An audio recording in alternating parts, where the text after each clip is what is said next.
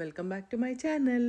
ఈరోజు నేను చూపించబోయే రెసిపీ వచ్చేసి చాలా టేస్టీ, పుల్ల పుల్లగా, కారం కారంగా ఎంతో బాగుంటుందండి. అది వంకాయ మామిడికాయ కూర అనమాట. నా దగ్గర దోసకాయ అవైలబుల్గా ఉంది, అందుకని నేను వేశాను. ఈ కర్రీకి దోసకాయ అంత ఇంపార్టెంట్ కాదు. మీ దగ్గర లేకపోతే స్కిప్ చేయండి, ఉంటే మాత్రం చాలా టేస్ట్ బాగుంటుంది, వేసుకోండి.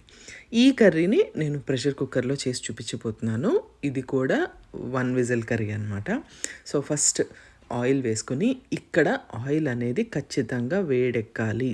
వేడెక్కకుండా మనం వేసే ఇంగ్రీడియంట్స్ వేసేస్తే టేస్ట్ అనేది రాదు. ఇప్పుడు ఎండుమిరపకాయలు తాలింపు వేసుకుంటున్నాము.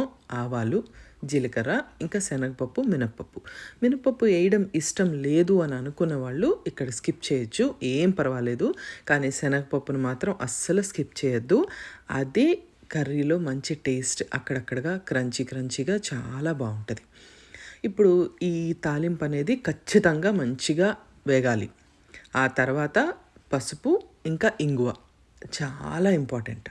అవి వేసేసుకొని వీటిల్ని మంచిగా ఫ్రై చేసుకుంటాం. ఫ్రై చేసుకున్న తర్వాత కరివేపాకు అలాంటివి మీ దగ్గర ఉంటే ఖచ్చితంగా వేసుకోండి. అండ్ నేను ఈ ఉల్లిపాయల్ని రఫ్గా చాప్ చేశానండి. చిన్నగా చాప్ చేసుకోవడము అలాంటిది ఏమీ కాదు. జస్ట్ రఫ్గా చాప్ చేసేసుకొని ఉల్లిపాయలు ఒక్క 2 నిమిషాలు వేగనిస్తే సరిపోతుంది, ఎక్కువ వేగాల్సిన అవసరం లేదు. ఆ తర్వాత నేను వేసుకున్నది టొమాటోస్. ఒక్కటైతే సరిపోతుందండి. నావి చాలా చిన్న టొమాటోస్, అందుకు ఎక్కువలాగా మీకు కనిపించినాయి. ఆ తర్వాత కట్ చేసుకుని దోసకాయ ముక్కలు, గింజలు ఇష్టం ఉన్న వాళ్ళు ఉంచుకోండి, మాకు ఇష్టం లేదు, నేను తీసేసాను. అది వేసుకొని కలిపేసుకొని వంకాయ ముక్కలు మీ ఇష్టం వచ్చినట్టు కట్ చేసుకోవచ్చు. చీలికలైనా చేసుకోవచ్చు, పొడుగ్గా అయినా ఉంచుకోవచ్చు, చిన్న ముక్కలైనా ఉంచుకోవచ్చు, ఎలా అయినా పర్వాలేదు. అది కూడా వేసేసుకుని ఇప్పుడు ఈ కూర అంతటికి సరిపడినంత ఉప్పు, దాంతోపాటు కారము. నేను వేసిన కారము కూర కారం, గొడ్డు కారం అయితే కాదండి. మామిడికాయ, మీ దగ్గర మామిడికాయ ముక్కలు దొరికితే మాత్రం చక్కగా ఒక చిన్న మామిడికాయ చూసుకుని పుల్లగా ఉన్నది మొత్తం వేసేసుకోండి. నా దగ్గర ఇలా పేస్ట్ లాగా దొరుకుతుంది, నేను అలా తెచ్చుకుంటాను ఇండియా నుంచి వచ్చేటప్పుడు. అందుకని నేను అది పెద్ద టేబుల్ స్పూన్స్ 2 స్పూన్లు మామిడికాయ పేస్ట్ అనేది వేసుకున్నాను. వేసుకుని దీన్ని చక్కగా మనం కలిపేసుకుంటాం. మొత్తం అంతా కలిపేసుకుని దీంట్లో చుక్క వాటర్ కూడా మీరు పోయాల్సిన అవసరం లేదు, బాగా గుర్తుపెట్టుకోండి. మంచిగా అన్నీ కలిపేసుకుని మూత పెట్టేసుకొని ఖచ్చితంగా మీడియం ఫ్లేమ్ మీద మాత్రమే పెట్టుకోవాలి.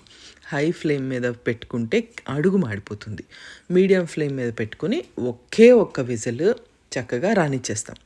ఆ తర్వాత స్టవ్ కట్టేసిన తర్వాత న్యాచురల్గా దాని ప్రెషర్ ఎప్పుడైతే రిలీజ్ అవుతుందో అప్పుడు ఓపెన్ చేసుకున్న తర్వాత మనకి ఈ కూర అనేది మంచిగా ఉడికిపోతాయండి. వంకాయ ముక్కలు, దోసకాయ ముక్కలు అన్నీ ఉడికిపోతాయి. వాటర్ గనక మీరు వేస్తే ఉడకదేమో అని డౌట్ వచ్చి మీరు వేస్తే కూర అంతా నీళ్ళగా అయిపోతుంది.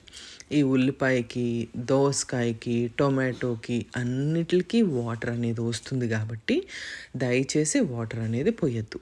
ఆ తర్వాత చక్కగా కొత్తిమీర అనేది వేసుకొని దీన్ని ఇంకొకసారి కలుపుకోండి. కలుపుతున్నప్పుడే మీకు చూస్తుంటేనే అర్థమైపోతుంది, చాలా మెత్తగా అయిపోతాయి. ఈ కూర ఇలానే ఉంటుంది. ఇప్పుడు ఒక్కసారి దీనికి ఉప్పు సరిపోయిందా లేదా అనేది మీరు ఒక్కసారి చెక్ చేసుకుంటే ఎంతో టేస్టీగా, పుల్లగా, తినే కొద్దీ తినాలనిపించే కూర అనమాట ఇది. పుల్లగా, కారంగా చపాతీలకి, రైస్కి ఇది చాలా మంచి కాంబినేషను. అంతేనండి, మన కూర అయితే రెడీ అయిపోయింది. Thank you so much for watching. Bye.